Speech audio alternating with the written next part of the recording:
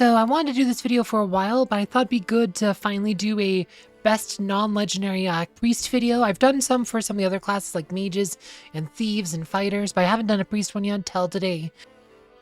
But there are essentially 5 non-legendary priests. So click the wrong window. There's like 5 non-legendary priests you can get, not counting like the generics. But if you go, which is the limited time offers, we have a priest one. Priest, okay, here we go. We can look at these here. So there are 5 like priests here. You have Daniel, Marianne, Emil, Galina, and Valdor. So those are like the main 5. Plus there's actually 2 generic priests, like rather than just one. Like there's always the nameless adventures for most classes, except samurai. But if you go to like a normal adventures remains bones, or even like any of these others, there's like, you go to like here, there's like, you see how there's these generic characters. There's actually 2 that are priests. There's both an elf priest and a human priest. It's the only class that has 2 different generics. Neither one of them are particularly worth using. Like, the only one of these generics that's really worth using is elf mag.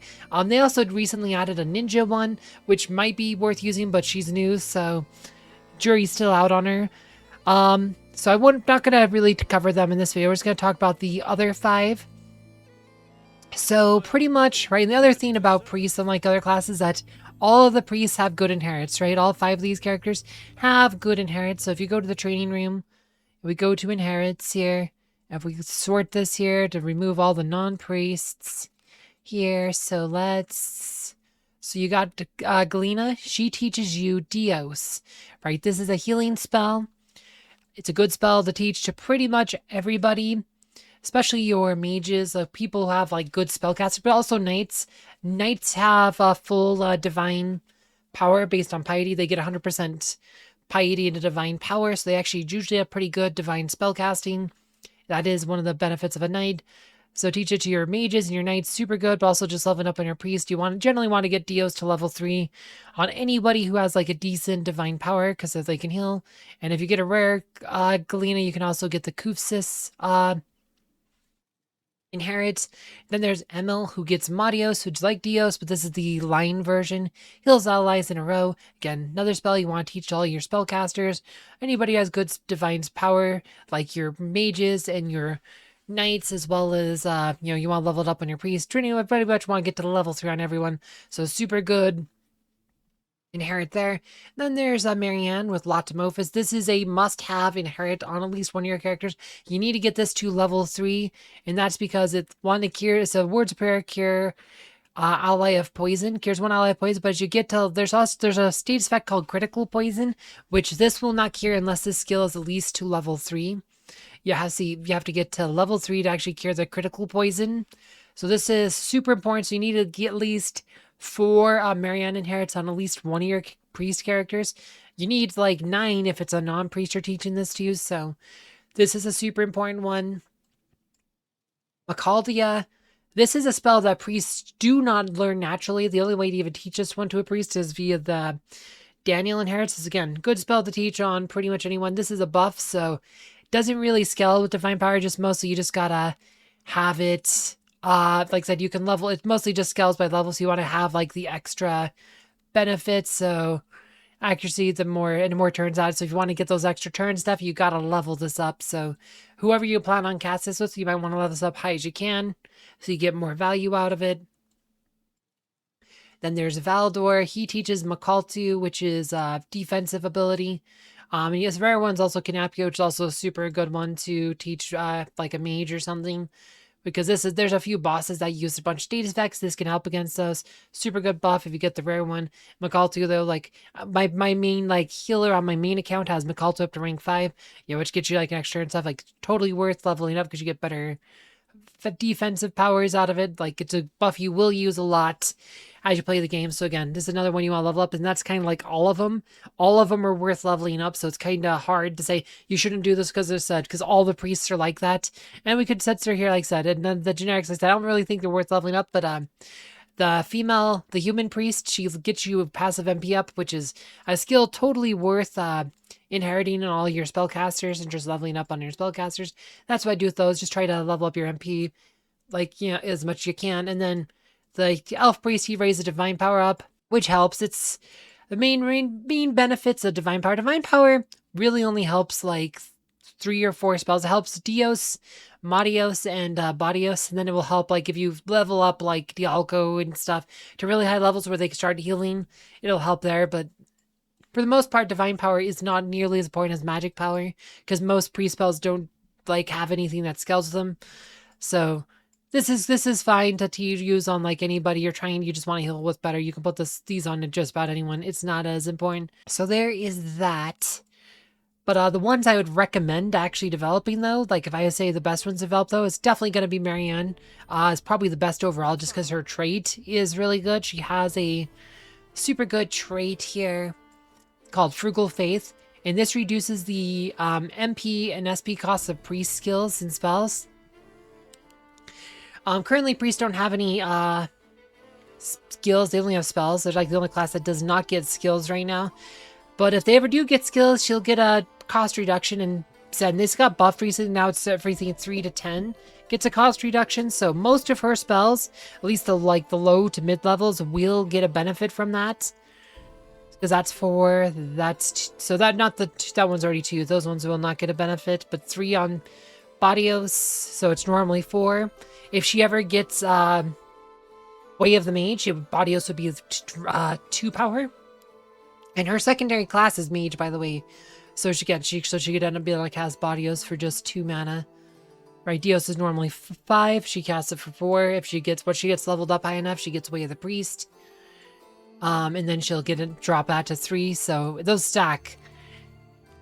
The ones that are already 2 will already, like, that's flows. They can't go below 2, but you know, so she ends up being able to cast spells for a lot more better mana economy. And this stacks with Way of the Priest, so getting Way of the Priest higher lets you able to get more value with Frugal Faith, so this just makes her pretty much the best priest. Also, her secondary class is Mage, and because she's Wind type, she would learn Wind and Earth spells, which are both really nice spells to have on a Mage. It's because, like, so if you teach her, like, so let's say you keep her as a priest till, like, level 30 or so, like, what level does this tell you? Does it tell us? So level 30 for that. 6, yeah, so pretty much all of her skills, like, she learns all of her priest skills by, like, level 30, all the stuff you went until, like, the high levels. Doesn't really, okay, Recinius, this one is kind of important, but, so that's, like, the only Abbot. The spell I don't use too much, like, so you could, in theory, probably just take her to level 30, then switch her to a mage. In most cases, you'd probably be fine. And then, because she learns the earth spells as a secondary, she learns Maralik and Erlik, which are super good in the second abyss. So by the time you're done the first abyss, she'll probably be around like high 20s or whatever. So at level 30, you can literally switch her to mage, and then she'd learn the earth spells like Erlik and Marlik, super good in the third abyss, or sorry, the second abyss. In the third abyss, there's a lot of earth type enemies, and her wind damage does extra to it. So she'd be able to get like a bonus that way, and she does learn the Laferu, which is the all attack wind spell. So she's just super good, super good there. I'd say probably the best overall priest. Another one to consider is Daniel. Yes, what is it? His Waterkin Blessing is actually a really good ability. This is, again, we talked about the second abyss. This ability is really good in the second abyss. Like, if you're struggling to survive in the second abyss or whatever, because everything in the second abyss is water. Just like 90% of the enemies you fight will be water, and this reduces water type damage for humans in the same rows. So most characters in this game are human, so you can literally put him on your team, and it will literally, like I said, he'll take less damage from water enemies, but like other humans on the same row will. And this can definitely help you in the second abyss. And he's a priest, he's a human priest. Priests are super tanky. Priests have as much health as fighters in this game, and they can also wear light armor, so priests are actually fairly tanky. So if you need to, you could put on front round. And his secondary class is Knight, which is actually a good one for priests, because as I said, Knights do get full divine power scaling. They get 100% divine power scaling based on piety. So if you have 100 piety, somehow you had 100 piety on your priest, it would, or like said, on your knight, they would get translated to 100 divine power. So they get really good. So it's good. So you get value out of that in both classes. Knights don't have as much MP, but he'd still be able to cast his healing spells at good efficiency as a knight, and he'd be even tankier and have access to better weapons. So he's another choice. And I'd say the third one to consider for development is Galina, and the main reason for this is her passive, Faith the Wicked, is actually pretty good. Increases critical tolerance and instant kill tolerance for user and all adjacent evil allies. This skill, there is a lot of enemies, especially bosses in the late game, that love to use instant death attacks. And she has critical resistance and instant kill tolerance, so she's less likely to get instant killed, which is good because you don't want your priest getting instant killed. But if you have any, if your main character is evil, or you have other evil characters in your team, let's say, right, you're using Gerewolf, and maybe you're using Renee, or using another ninja. All ninjas are evil, right? So maybe you're using a ninja, you're using Gerewolf, you're said, right, and then you have Galina. Galina's second class is fighter, so you might even have her up in the front line. Maybe you have Galina on the front line as a fighter, and she gives you your full front line resistance to instant kills. It's not guaranteed, protection, but it reduces it. And then maybe you have another evil character behind her. Maybe you have someone like Milana or something, directly behind her to also benefit from it. So she is really good if you have an evil team. This passive here is money. There is niches for this skill here, in the late game. So those, especially some of those late game bosses, very good skill to have. This is the priest, totally worth considering developing. The other two priests, Emil and Valdor, I don't really recommend. Emil's second class is mage, so he is tempting, but he is light type, which light is probably the worst element to be right in this game right now. Especially when you get to the third act, so many enemies cast dark type spells, and he will just literally die. It's being weak to dark type spells in this game is so bad. I mean, you will just die.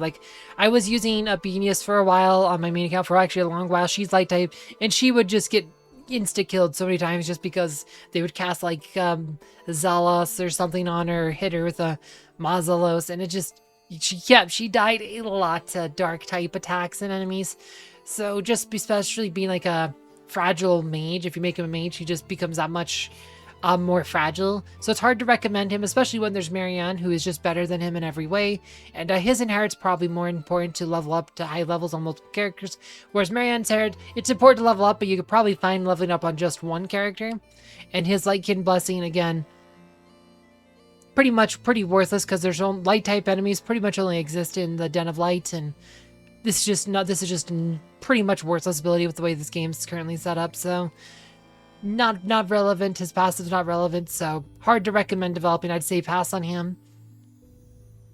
And then Valdor, he's okay. His secondary class is Knight, which is fine. It could be worse, but if you want a priest Knight, there's Daniel already, who I think is just a better character to invest in, because his skills are better, and yeah, he's wants you to wear light armor, so which doesn't play as well with the knight, because it kind of goes contradicts what the knight does. So, and he's slow. He is super slow. She has just 14 speed, and that's putting 7 points, all 7 bonus points into speed. His default's only 7, so he's just slow like that. It's hard for me to recommend him. Also, McCall 2, again, it's one of those spells you probably want to level up on your priest, at least your main priest, but it's one of those spells you probably want to max out at least one of those characters eventually. So, and it's worth, like I said, it's good to have at least more than one character who can cast it, because that is a buff you will use a lot in fights, and sometimes you need somebody else to cast it than who you normally do. So it's hard for me to recommend him. And yeah, so those are pretty much the 3 I would recommend. Marianne, I'd say is top, but Galina and Daniel are also worth considering.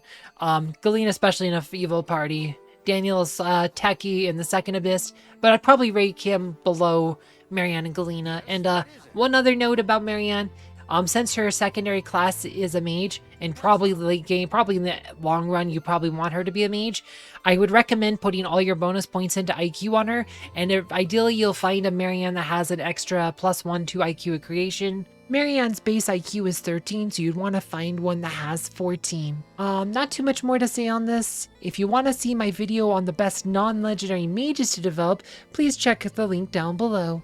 As always, thank you for watching.